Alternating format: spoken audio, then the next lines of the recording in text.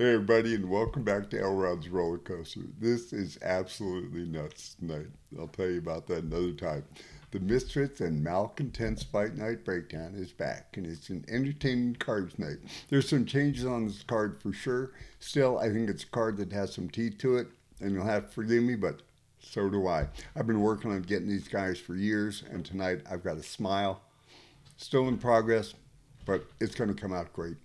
Anyway, all right, let's work our way up. Now, we may be seeing another changing of the guard here. It's going to be another step towards that happening. We're going to start off with light heavies. We've got 5-0 Navajo Sterling, and he debuts here against Tuco Tokos. It's an easy debut, I think. Sterling has a high striking accuracy at about 68%, and he's finished 4 of his 5 fights by either TKO or KO. Tokas is 10-4. He has 8 finishes. He's got a higher striking accuracy than Sterling. So it's kind of an interesting matchup. However, Sterling lands more strikes than he takes. It's the opposite for Tokas. He takes more strikes than he lands. But Tuco's fights only last half as long as Sterling's. Tuco's fights last an average about 3.5 minutes.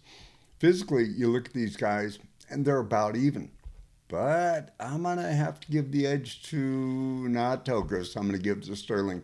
And I think this guy is on the rise, and I'm going to go with this guy knocking him out.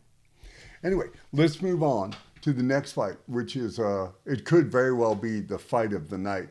This is Daniel Marcos versus Adrian Yanez. Now, the reason I think this could be the fight of the night is because we've got a couple of great styles matching up here. Also, the nickname. You know, you've got Sankora, which means strength and resilience for Marcos. He's technical and he moves really well. It could go the distance here. Yanez, though, he can smack you or he can brawl. And he leads a bit with his chin. If he starts fast, watch out because he's going to bring the fight to you. And he's going to bring the fight to Marcos tonight, I think. Marcos is favored, but I believe that Yanez is the heavier power guy and the brawler. So I'm going to give the tip to Yanez. I'm going to move up to light heavyweights again. And please forgive the smacking, but I've got these new teeth and I'm still getting used to speaking with them. So it's cool. Vitor Petrino, 11-1, versus the Hanyak. There's that nickname. The Hanyak means rebel without a cause. Dustin the Hanyak Jacoby. Jacoby's 19-9-1. So the records don't look so hot when you match them up. It definitely goes to Vitor Petrino. These guys, though, I think are kind of a pick 'em. They're even on their KOs and their TKOs and their submissions. But Petrino has grappling. He has great takedowns, and odds are in Petrino's favor. So I'm going to look for Petrino to take this fight by submission. Going to flyweights. Number 9, Manel Cape versus number 12, Bruno Silva. Nickname wise, you got Starboy Cape versus Bruno Silva. It's pretty even. There's some good takedown defense from Manel Cape, and that offsets the grappler in Bruno Silva. Cape is a better counter striker, and he's younger, a little bit. He's the favorite. I'm going to keep it simple on this one, and I'm going to go with Manel Cape to beat Bruno Silva at the flyweights. We're moving up to the 2 big fights on the card here. Now this one, pardon me, this is Cub Swanson versus Billy Quarantino. On paper, they almost look even. It's a featherweight bout. You got Swanson at 41. Everybody knows Swanson. But Billy Q is 36.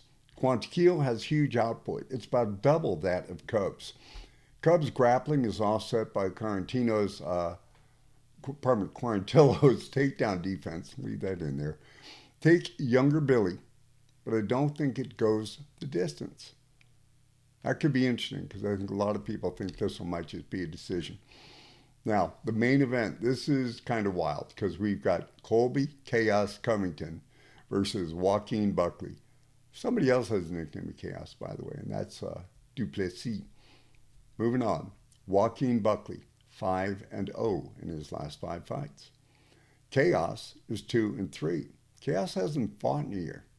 If he brings the old Colby Chaos, we know he's relentless. He's strong, he's aggressive, and he brings that insane cardio. Buckley being on that 5-fight win streak, and he's beating some good guys. He beat Wonder Boy, beat Yael.